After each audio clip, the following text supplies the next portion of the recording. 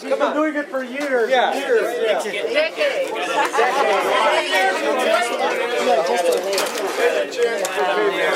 Get in there right, kid. Hey, careful. Somebody watch him. Yeah. Watch this guy. He's a painter from way back. Yeah, he We know he hasn't been I drinking. just hope that everybody appreciates all the work. And I was so busy these last 2 days getting ready. You know how busy I was? Ask me how busy I was. How busy were you? I was busier than a priest at an altar boy convention.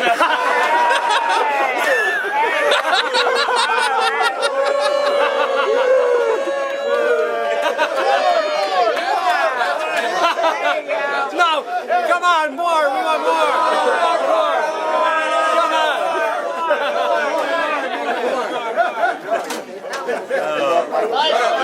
Okay, well, who else wants to be humiliated? Down went Franco. The airbags couldn't even save him. He had the airbag. I thought they were helium. Yeah, he was the airbag. I thought it was helium. Helium bag. No, helium weighs too much. It's two atoms heavier. And so he went to the hospital, and he likes to drill things out. And the nurse told him, "No, Franco, you can't drill out your bedpan."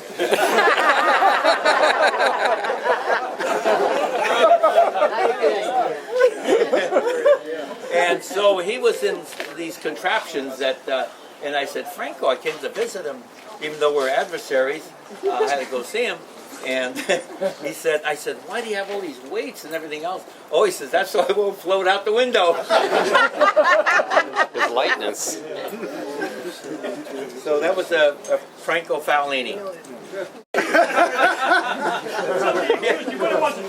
It wasn't my fault. They didn't have it marked off. I was a notorious slow starter. So we're going around, and there's one section you're supposed to go out like that, and I just turned left.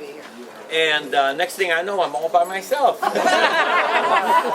guys are slow. The next thing you know, you're off the front. Yeah. Imagine that. Yeah, but I lapped the field anyway. He came up to me, I just lapped them all except for Leonard.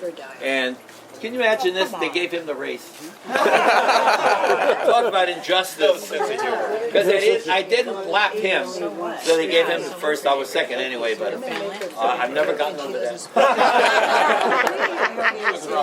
He did that nice thing on your... Nats. Jim Myers, Frank Powell, known as Frank Powellini to his fellow senior citizens, and the Barb will be up to their geriatrics.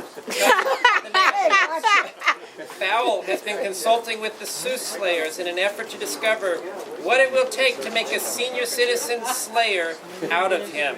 In addition, the light one has even been checking his biorhythm chart to find out how his body will be feeling on the day of the race. Unfortunately, for his holier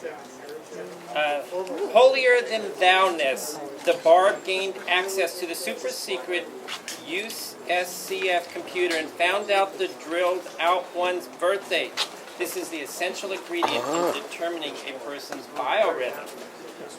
It turns out that LTA had good reason for keeping his birthday a secret, because astute mathematical calculations have determined that the day of the Veterans National Time Trial Championships, Fallini is going to be on the bottom of a super low cycle. The Barb, by contrast, is going to be on a super high that day. Fallini is taking all the necessary steps, though, in order to minimize the effects of his super low. He is going to inflate his well-aged 175-gram conchies with helium and other secret additives. The closest that Fowl House will come to divulging the contents of his formula is to call it Preparation H.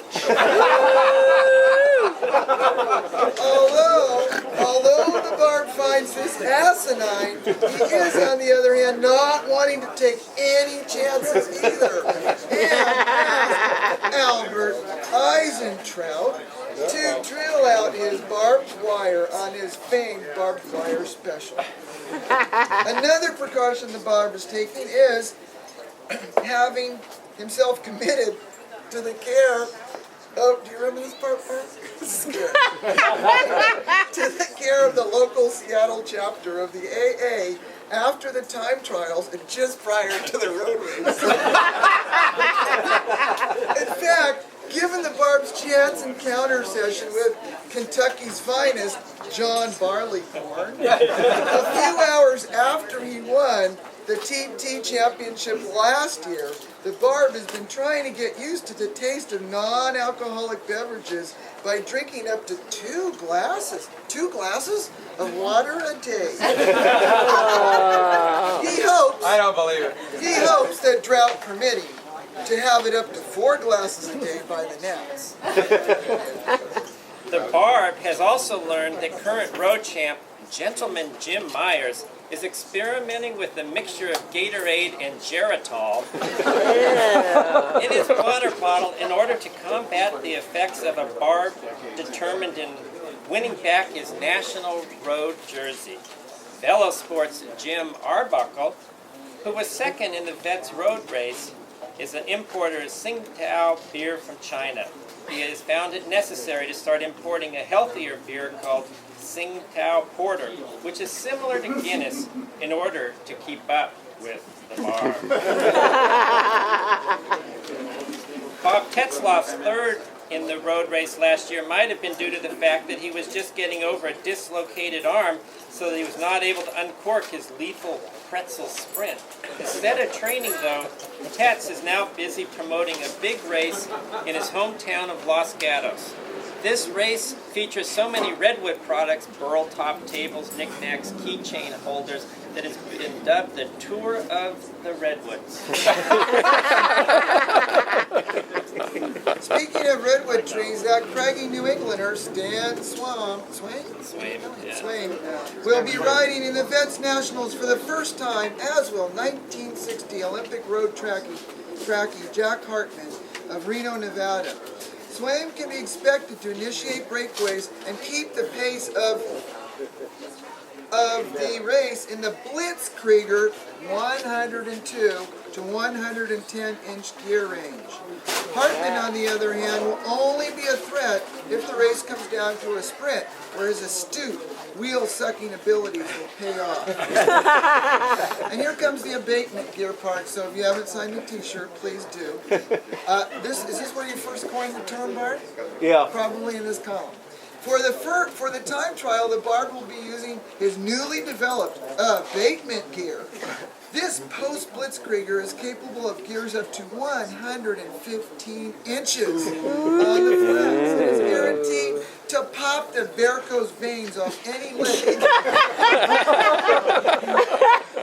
Not tempered Shaking. for such strenuous effort.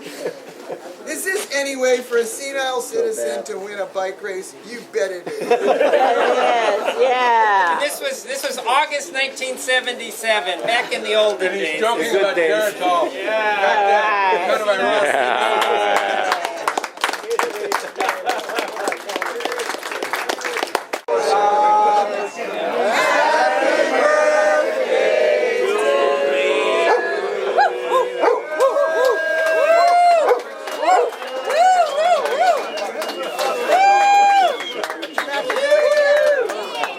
Yay!